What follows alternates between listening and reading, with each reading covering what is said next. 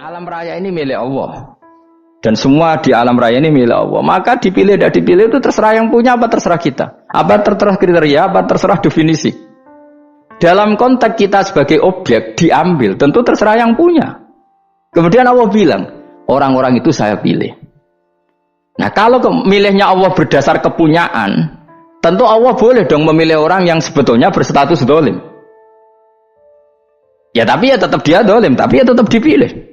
Kenapa ya? Karena Allah yang punya. Saya misalnya orang kaya, boleh nggak punya HP buruk? Boleh kan? Terserah saya. Saya orang kaya, beli HP mahal, medium dan paling buruk. Boleh nggak? Boleh, saya yang punya. Nggak boleh, Gus, dengan orang kaya harus beli HP yang mahal. Yang bilang harus siapa? Nah kegoblokan kita ini seperti ini. Nak wong sugih HP ini kudu larang. Nak wong alim kudu bojone ayu. Sing kudu darani kudu ayu ku sapa? Nak maji jalan yang dumbu swarga lho kudu iku sing swargane mbam tapi kudu. Nah, kita ini sering berpikir ngatur Tuhan. Nah, Indonesia negara yang mayoritas muslim terus Islam Indonesia kudu dadi sampling Islam seluruh apa?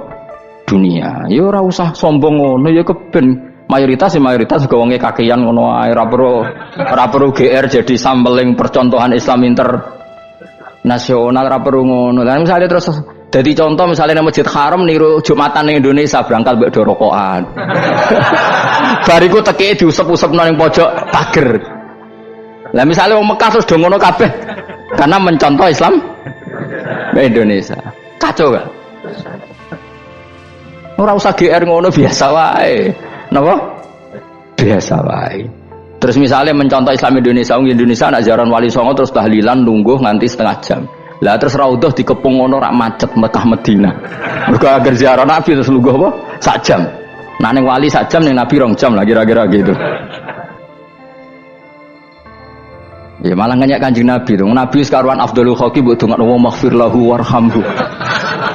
Niku malaikat sak langit misah. Ya Nabi kok dongakno di sepuro. Kowe tapi ya butuh sepuro. Enggak boleh doakan Nabi gitu, enggak boleh. Wa sholli ala sayyidina Muhammad wa ala alihi, enggak boleh pakai ighfir lahu. Masalahnya tahlilan apa alam donga iku terus kamu gunakan. Ya misalnya terjadi percontohan Islam dunia terus Nabi kapundhut ditalkin, nek ditakoki waman rabbuka piye. Terus Nabi warai waman nabiyuka. Mesti Nabi yo pro, lah aku Nabi coba takoki. Jadi kita ini sering kumo luhur karena kita mayoritas terus jadi percontohan orang usah ngono. Paham ya napa? Ndak usah ngono, mayoritas ae tapi ora usah GR jadi apa?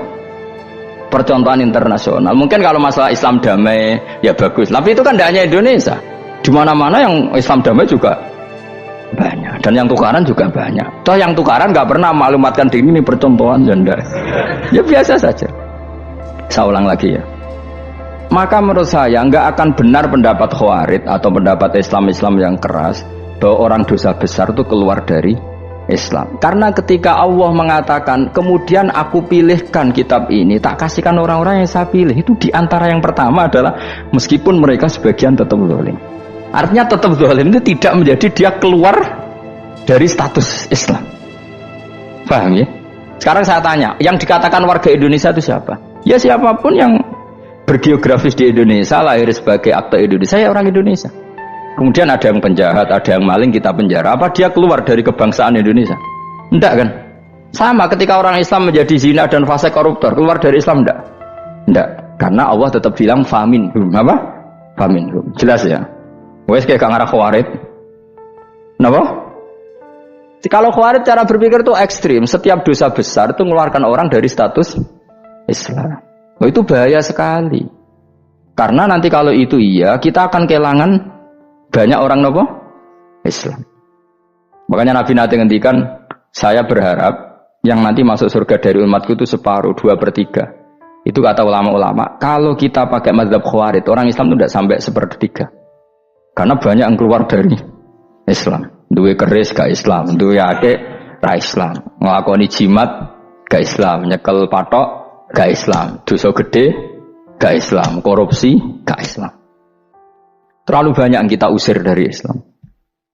Lalu kita ngusir atas nama apa? Coba. Kalau atas nama Tuhan kamu tidak Tuhan. Atas nama wakil Tuhan, Tuhan tidak pernah mewakilkan ke Anda. Ora ana mandate. Yang kita tahu dari Quran ya ayat ini, tsumma awrasnal kitabal ladzina nastafaina min ibadina. Kemudian kitab ini tak kasihkan orang-orang yang saya pilih, dan orang yang saya pilih itu faminhum zalimul li nafsi, dan sebagian dari itu adalah orang zalim, dan itu jelas bagian dari itu. Artinya keluar apa masuk? Keluar apa masuk? Masuk. Meskipun ya yang zalim tetap berstatus zalim, kayak warga Indonesia, ini semua warga Indonesia. Paham ya? Yang maling ya tetap warga Indonesia, meskipun ya tetap maling. Jelas ya? Betulan orang itu. Makanya ahli sunnah itu pendapatnya falam nukafir mu'minan bil wisri. Kita tidak akan mengkafirkan orang mukmin hanya karena melakukan dosa. Kenapa ya? Karena Allah bilang faminhum setengah sangking itu masuk bagian. Dan itu luar biasanya Allah disebut istofaina. Tetap orang-orang apa? Pilihan. Maka ini penting saya utarakan supaya kita ini tidak sok-sokan. Terus yang zalimul li nafsi pun potensi dimaafkan sama Allah. Asal dia tobat, dan tobat itu sama Allah nggak ada batasnya. Malam yuhur kiri sampai apa? Nafas apa? Terakhir. Dan kadang orang itu sebetulnya nggak niat tobat, cuma ada perilaku tertentu sehingga dadian Allah itu simpati. Itu juga banyak yang diterima tobatnya Allah. Makanya kata ulama-ulama itu, istighfar itu tidak syarat diampuni. Yang menjadi orang terampuni itu kehendak Allah. Istighfar itu bagian kecil dari syarat-syarat itu. Bisa saja orang tanpa istighfar tapi diampuni Allah. Misalnya Allah dawuh wa yaghfiru ma duna dzalika limay yasa. Itu bukan limay yastaghfir tapi limay yasa. Contoh masyhur kan, kamu pernah dengar kan, ada orang nakal itu mau misah itu ya kira-kira lonte atau apalah. Dia datang pulang ketika melihat anjing ngeleti pasir, dia berpikir ini kehausan kayak saya. Kemudian dia turun ke sungai memberi minum anjing itu, kemudian Allah memaafkan dia karena itu. Pas itu di semua hadis riwayatnya dia tidak pernah istighfar. Terlalu punya perilaku yang menjadikan dia diampun. Banyak enggak seperti itu? Banyak, makanya wa yaghfiru ma duna dzalika limayasa. Mayasa itu ya yang digedaki Allah. Bisa saja kalian ini sering istighfar tapi enggak dimaafkan Allah. Tapi delala punya satu perilaku yang cara Allah itu penting, kemudian dimaafkan. Kayak Saharatu Fir'aun itu dia tidak pernah istighfar, tukang sihir Fir'aun. Dia diampuni Allah, dikasih iman tuh gara-gara jadi wong Jogja. Terus ngono tok. Jadi pas mau duel adu sihir. Iku dalah dekne mending ngene. Qalu ya Musa imma antulqiya wa imma an nakuna nahnul mulkin. Monggo jenengan riyen napa kula riyen. Tapi gara-gara dekne didikan Jogja niku. Lah wong ape duel, mestinya tarung itu semakin cepat mengambil kesempatan kan semakin menang. Ini sudah jelas tarung. Ngapunten jenengan riyen napa kula. Lha iku pangeran itu terus simpati. Wong kok sopane ngono apa? Akhirnya Allah memberi iman gara-gara apa? Imma antulqiya wa imma an nakuna nahnul mulkin. Monggo jenengan riyen. Lah Musa juga, Allah juga gak terima kalau nabinya kalah sopan. Sehingga Allah memerintahkan Musa adalah sopan. Mboten jenengan mawon. Jadi Nabi Musa qala bal alqu. Jadi Nabi Musa enggak jenengan riyen mawon. Jadi coba, itu kan unik. Dia tidak ingin diampuni Allah, tapi adalah dia sebenarnya satu perilaku yang menjadikan Allah itu simpati, yaitu kesopanan dia dengan Nabi Musa. Imma antulqiya wa imma an nakuna nahnul. Nabi Musa juga bilang qala bal alqumu go jenengan riyen mawon. Akhirnya sakit nggih nak ngoten. Makanya Firaun itu mangkelnya bukan main. Ketika pertunjukan itu akhirnya kan Saharatu Firaun kan kalah. Setelah kalah langsung iman. Maka kata Firaun, ini jelas Musa itu guru kamu. Cuma pura-pura saja kamu pro saya. Lah buktinya apa? Jare buktinya tadi monggo-monggonan gitu. Makanya Firaun bilang innahu lakabirukumul ladzi 'allamakumus sihr. Wah, iku mesti Musa iku gurumu. Padahal dia gak kenal sama sekali. Cuma gara-gara monggo-monggonan tadi itu akhirnya terus pikirannya Firaun, wah mesti wis kenal suwi, mau gayane tok. Mergo gara-gara monggo jenengan riyen. Mboten monggo jenengan. Jadi makanya sampean jangan putus asa. Makanya keliru sekali kalau kita bilang diampuni Allah nunggu istighfar. Enggak.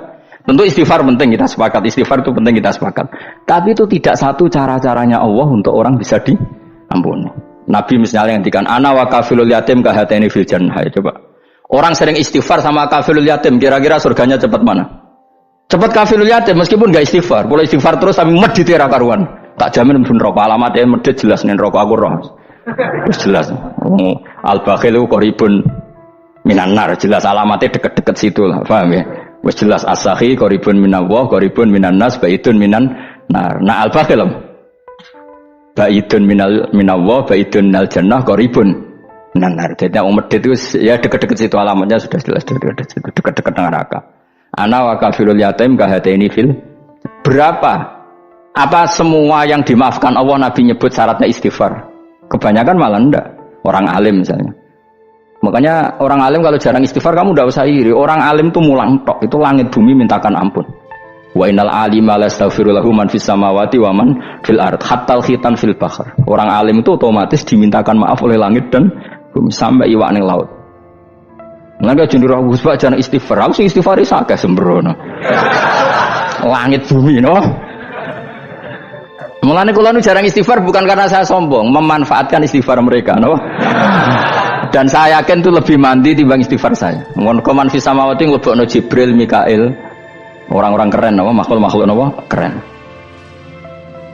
Saya baru cari hadis yang wa innal muta'allim sing ijek belajar tapi belum ketemu. Nanti kalau ketemu tak kasih tahu apa? Karena hadisnya yang saya baca masih wa innal alim apa? Orang alim jadi agak ketat. Nah, nanti kalau sudah ketemu wa innal muta'allima. Nanti dicari. Tapi pasti palsu kalau ada itu. Karena semua tagnya itu apa? Alim.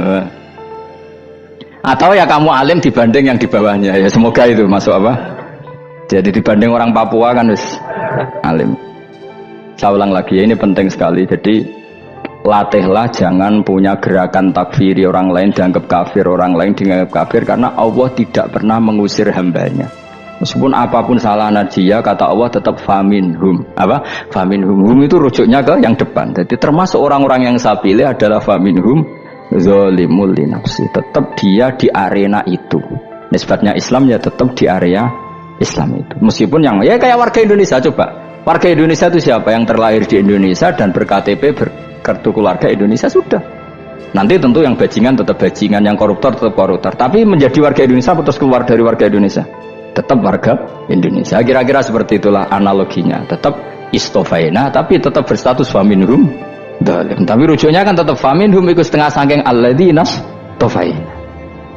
Mulane ngaji sing tenanan. Kowe ora usah anut khawarit. Khawarit itu apa ngamukan. Sidik-sidik wong liya salah itu apa-apaanan. Loh saya juga mangkel be wong dolim. Semua orang soleh mangkel be wong dolim. Tapi ya dihukum saja. Misalnya dalam Islam ada kisos, ada had, ada hadul qadzaf, hadus sariko. Ya hukuman saja. Tapi hukuman itu tidak bisa menghilangkan status. Ya sama seperti manusia tetap manusia. Meskipun apapun dia ya manusia. Ya tadi misalnya manusia itu siapa? Ya manusia itu ya manusia.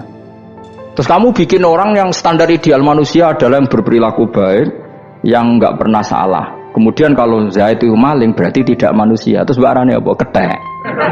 Tidak bisa. Makanya kembali lagi dinul aja. Kamu bikin definisi manusia itu tidak usah seangkuh itu.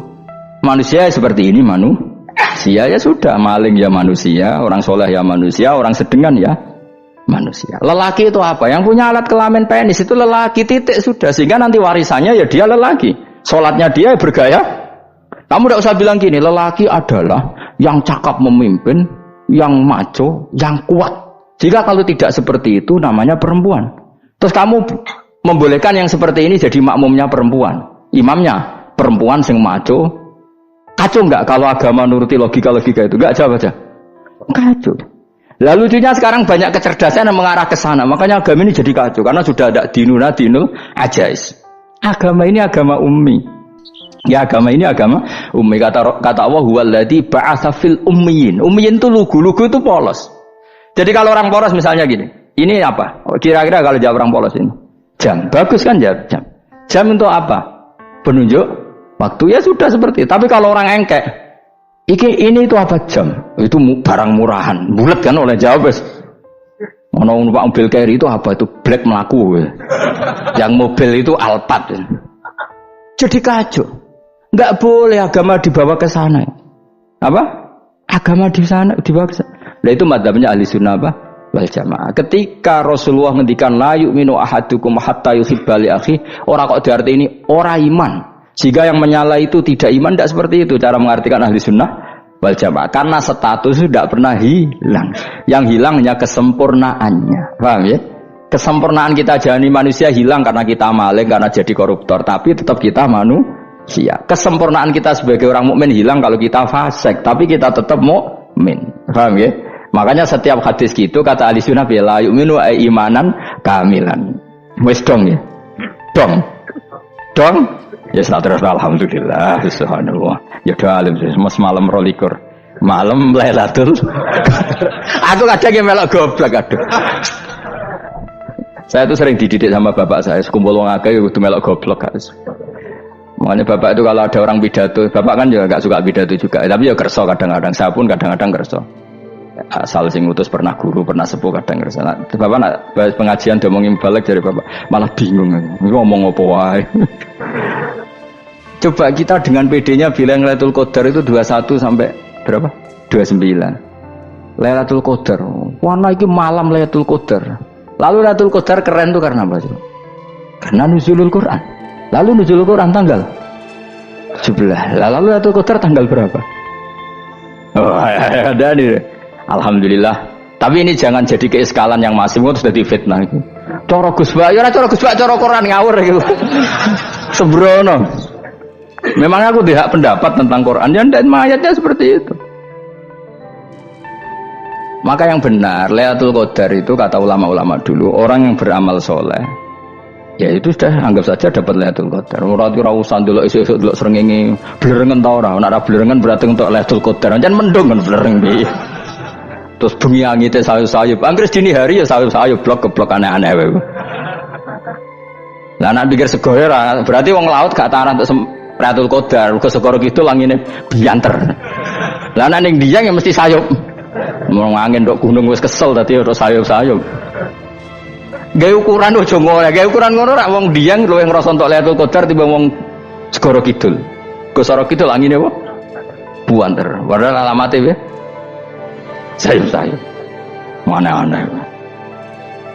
Maksudnya alamat ngono iku ora ngono, maksudnya ayat iku Kanjeng Nabi mbadhawuh ngono, maksudnya ora ngono. Wes dong ya. Ayo Lailatul Qadar tanggal aku semeneng wong bodho. Kowe enak urip wis happy no.